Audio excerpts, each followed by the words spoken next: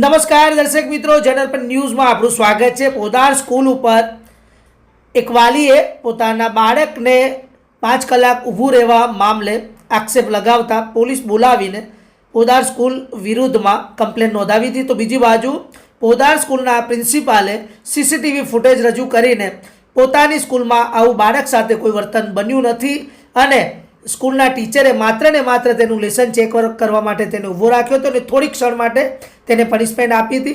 તો આમ બંને જે સામસામી બંને પક્ષોએ પોતાની વાતો રજૂ કરી છે ને બંને વાત તમારી સામે લાવી રહ્યા છે કે કેવી રીતે સ્કૂલમાં બાળકોનું વર્તન છે કરવામાં આવ્યું છે અને કેવી રીતે વાલીએ આક્ષેપ લગાવ્યા છે। આવો સાંભળીએ। વર્લ્ડ સ્કૂલ માણેજા આવ્યા છે અને ત્યાં મારો સન ભણે છે 3rd A માં।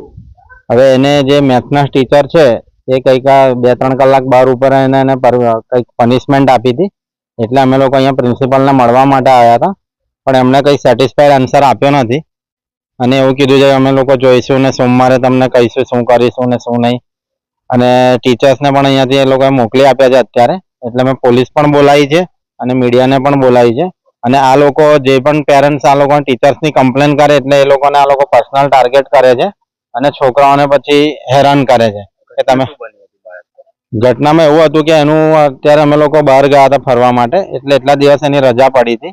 હવે રજા પડી હતી એટલે સ્વાભાવિક છે કે એનું જે પણ લખવાનું હોય કે જે પણ ભણતરની વસ્તુ હોય એ બાકી હતી, એટલે કંઈક ટીચરે નોટબુક ચેક કરી એટલે બોલા તારું બાકી છે, એટલે એ પર્સનલી એના સ્પેશિયલ એની જ નોટબુક ચેક કરે છે પર્સનલી ટાર્ગેટ કરવા માટે અને પછી એને વાંકમાં લઈને એને ખખડાવે છે અને એની જોડે પનિશમેન્ટ આપે છે અને એવું બધું વારંવાર થાય છે। 3 મહિનાથી આ વસ્તુ ચાલે છે અને પીટીએમમાં પણ આ લોકો કમ્પ્લેન કરે છે અને આખા ક્લાસનું આનું ભણતરમાં બધાનું જે મેથ્સ જે સબ્જેક્ટ છે એમાં બધાનું રિઝલ્ટ ખરાબ છે, કારણ કે આ જે ટીચર્સ છે એનું પ્રોપર ભણાવવાનું ને એવું છે નહીં અને એની કમ્પ્લેન છે તો પણ આ લોકોનું મેનેજમેન્ટ એનું બચાવ કરે છે અને એની સામે કોઈ પગલાં લેતું નથી અને જે પણ પેરેન્ટ્સ આવે છે એની જોડે ગમે તે રીતે વાત કરે છે કે સ્કૂલનું મેનેજમેન્ટ અને કહે છે કે અહીંયાથી બહાર નીકળી જાઓ, તમે કોની પરમિશનથી અંદર આવ્યા, એપોઇન્ટમેન્ટ વગર અમે મળીએ નહીં તમને, એટલે બધી આડી અવડી વાતો કરે છે ને જે મુદ્દો છે મુદ્દાથી ભટકાવવાનું કામ કરે છે।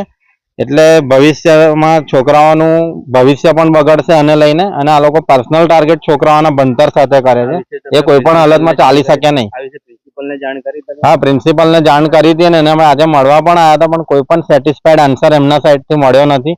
એ અમારા પર એલિગેશન કરે છે કે તમારા છોકરાને તમે લોકો ગભરાવો છો, આ કરો છો, છોકરાને કોઈ પ્રોબ્લેમ નથી, એટલે એ લોકો અમારા પર આક્ષેપ કરે છે જ્યારે કે એમના સ્ટાફનો પ્રોબ્લેમ છે।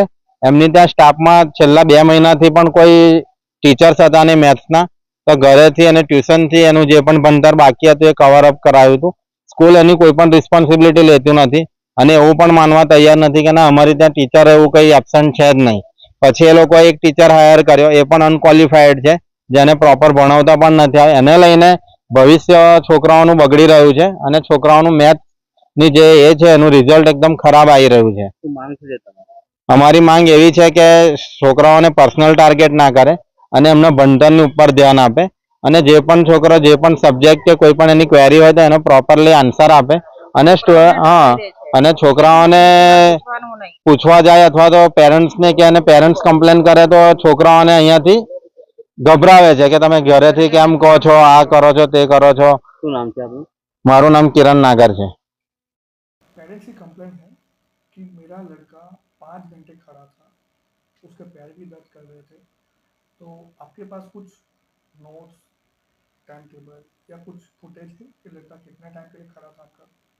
जैसे कि मैंने कहा, डेफिनेटली हमारे पास सारे एविडेंसेस हैं, हमारे पास सीसीटीवी फुटेज है जहाँ पर एकदम आप क्लियरली देख पाएंगे बच्चा कुछ ही 1 मिनट तक खड़ा था शायद। और हमारे पास टाइम टेबल है, हमारा 7th पीरियड में मैथ्स क्लास था और हमारा स्कूल 12 बजे छूटता है। 7th and 8th period are the last periods, तो यहाँ पर बच्चे के सवाल ही नहीं है कि वो 5 घंटे तक खड़ा है।